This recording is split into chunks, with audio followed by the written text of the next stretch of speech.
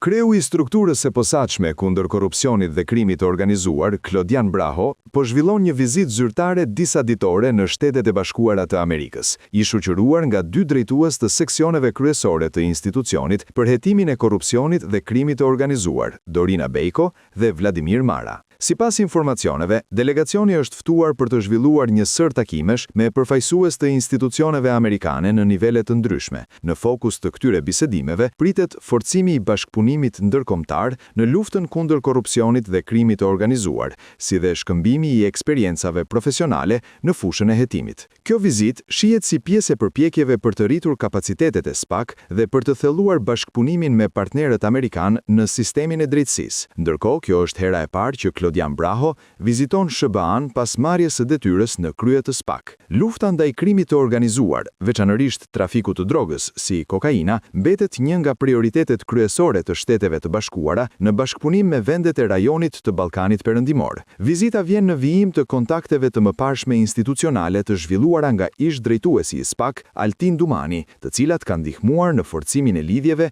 me partnerët ndërkombëtar.